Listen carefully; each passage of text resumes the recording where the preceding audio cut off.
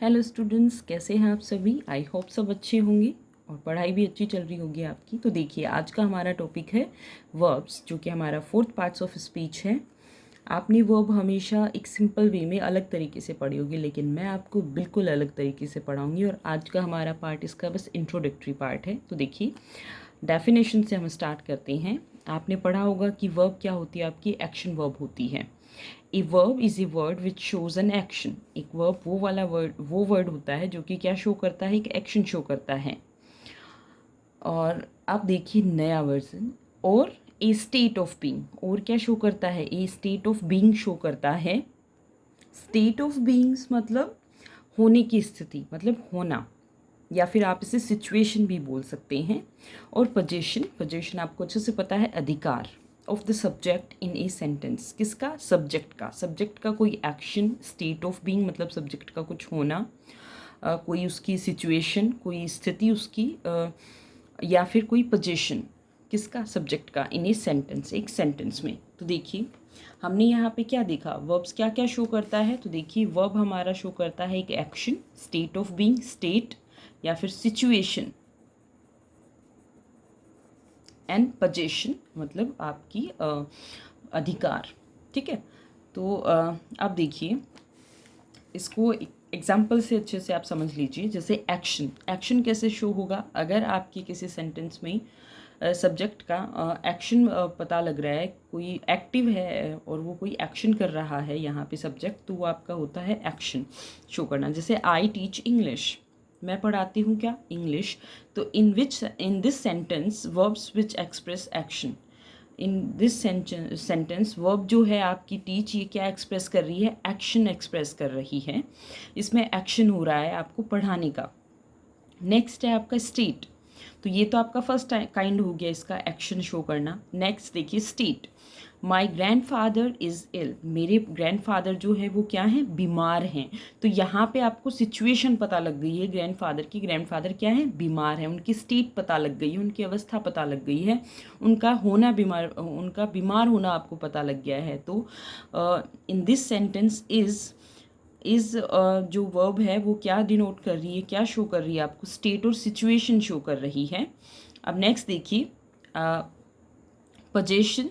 तो पोजेशन आपका अधिकार, ही हैड ए कार। मैं यहाँ पे ये नहीं बोल सकती कि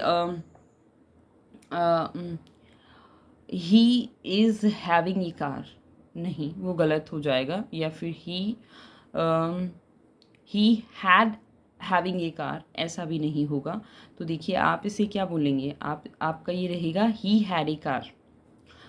उसके पास क्या है, उसके पास एक कार थी, ही हैड ए कार। तो वर्ब्स विच डिनोट पोजीशन, वर्ब्स जो कि क्या शो कर रही है, पोजीशन शो कर रही है यहाँ पे। तो वो आपकी होती हैं पोजीशन शो करने वाली वर्ब्स होती हैं। तो यहाँ पे देखिए, वर्ब्स जो कि क्या शो करे, पोजीशन शो करे, वो आपकी पोजीशन शो करना हो जाता है वर्ब का। वर्ब्स जो आपकी स्टेट और सिचुएशन शो करे, वर्ब्स जो आपका एक्शन शो करें। तो ये आपको पता लग रहा है कि ये कैसे होगा। तो ये आपका मेरे ख्याल से इसकी जो डेफिनेशन थी वो क्लियर हो जाती है। अब आज तक आपने पढ़ा होगा कि वर्ब क्या होती है, एक एक्शन वर्ब होती है, एक एक्शन शो करने वाली वर्ड होता है, वो आपका वर्ब होता है। लेकिन आज आपको कुछ नया पता लगा है कि a verb is a word which shows an action और ए स्टेट ऑफ बीइंग और possession of the subject in a sentence. तो ये क्लियर है। आगे देखिए, अब आपको अगर वर्ब की फॉर्म्स नहीं पता हैं तो आगे पढ़ाने का कोई फ़ायदा नहीं है। इसलिए आपके आज की बेसिक इंट्रोडक्शन में मैंने वर्ब फॉर्म्स को रखा है कि अगर आपको ये नहीं पता है वर्ब फॉर्म्स, तो आगे आप कितना भी पढ़ ले, क्या फ़ायदा। तो देखिए, वर्ब्स की मैंने यहाँ पे 5 फॉर्म लिखी हैं, V1, V2, V3, V4, V5। ठीक है। इनको ये बोलना थोड़ा ठीक नहीं है, लेकिन ये मैंने आपको एक बार समझाने के लिए लिख दिया है। तो देखिए, आपकी V1 क्या होती है, प्रेजेंट फॉर्म जो होता है वो आपका होता है V1 फॉर्म में। लेकिन फिफ्थ भी जो है वो भी देखिए एक बार, ये भी प्रेजेंट है। तो इनको डिफ्रेंशिएट करने के लिए, इनका एक डिफरेंस आपको बताने के लिए आपको मैं ये भी लिखा है मैंने कि दोनों ही सिंपल प्रेजेंट के लिए तो है, लेकिन V1 आपकी प्लूरल फॉर्म है और V5 आपकी सिंगुलर फॉर्म है। ठीक है। V2 आपका पास्ट टेंस है और V3 आपका पास्ट पार्टिसिपल होता है। Third form of the verb आपकी होती है पास्ट पार्टिसिपल। V4 आपकी कॉन्टिन्यूस फॉर्म होती है, जो कि आपको अच्छे से पता है, V1 प्लस ING होती है, कॉन्टिन्यूस फॉर्म होती है। और V5 मैंने आपको बता दिया, सिंपल प्रेजेंट का सिंगुलर फॉर्म जो होता है वो V5 में आता है। तो देखिए यहाँ आपको ये मे भी थोड़ा सा अटपटा लग रहा होगा, लेकिन अब देखिए कम आपकी फर्स्ट फॉर्म बेस फॉर्म होती है, तो कम आपका फर्स्ट फॉर्म हो गया। ये आपको इसने प्लूरल में क्यों रखा, क्योंकि आपका जो सिंपल प्रेजेंट फॉर्म होता है उसमें आप एस और ई एस किसके साथ ऐड करते हैं, आप एस और ई एस ऐड करते हैं third person singular, he, she और इट के साथ यूज़ करते हैं। इसका मतलब ये नहीं है कि आपने वर्ब के साथ एस और ई एस ऐड कर दिया है, मतलब यहाँ पे ये एस ऐड कर दिया है तो ये प्लूरल हो गया है। नो, ये अगर आपका थर्ड पर्सन सिंगुलर है तो आप क्या ऐड करेंगे, वर्ब के साथ एस और ई एस ऐड करते हैं, तो यहाँ पे प्लूरल होने से मतलब नहीं होता है, यहाँ पे ये सिंगुलर ही है। तो सिंगुलर के लिए आपने इसके साथ क्या ऐड किया, एस ऐड किया है यहाँ पे। तो यहाँ पे आपकी सिंपल प्रेजेंट सिंगुलर फॉर्म है कम्स, और प्लूरल के लिए आप यूज़ करते हैं, बाकी जो होता है उनके लिए आप प्लूरल ही यूज़ करेंगे। तो प्लूरल में आप इसको कम ही रखेंगे, एस और एस उसमें ऐड नहीं होता है। तो देखिए आपकी फर्स्ट फॉर्म हो जाती है come, second form of the verb आपकी हो जाती है केम, जो कि पास्ट टेंस में आप सेकेंड फॉर्म यूज़ करते हैं सिंपल पास्ट में। फिर पास्ट पार्टिसिपल कम, थर्ड फॉर्म अगेन कम हो जाती है इसकी। कॉन्टिन्यूस फॉर्म आपकी V1 प्लस ING होती है, तो कमिंग। एंड सिंपल प्रेजेंट मैंने अभी आपको बताया था सिंगुलर फॉर्म वाला लिखना है आपको, तो कम्स। ठीक है, मतलब ही शी इट को आप किस वे में लिखते हैं वो आपको यहाँ पे देखना है। ही शी इट के साथ आप क्या यूज़ करते हैं, एस और ई एस यूज़ करते हैं वर्ब में। तो देखिए नेक्स्ट देखिए गो, तो गो आपका बेस फॉर्म हो जाता है, जो कि आप प्रेजेंट सिंपल प्रेजेंट टेंस में प्लूरल फॉर्म्स के लिए यूज़ करते हैं। आई के लिए यूज़ करते हैं आप इसे, वी के लिए यूज़ करते हैं, यू के लिए यूज़ करते हैं, एंड दे के लिए यूज़ करते हैं या नहीं करते हैं। ही शी इट के लिए आप सिंगुलर फॉर्म यूज़ करते हैं, एस और ई एस ऐड करते हैं। अब देखिए go second form of the verb went, past participle आपका gone, continuous form going, and simple present singular form आपकी हो जाएगी गोस। इसमें आपने इसमें ई एस ऐड कर दिया है, जो कि आप ही शी इट के साथ मतलब थर्ड पर्सन सिंगुलर के साथ यूज़ करते हैं।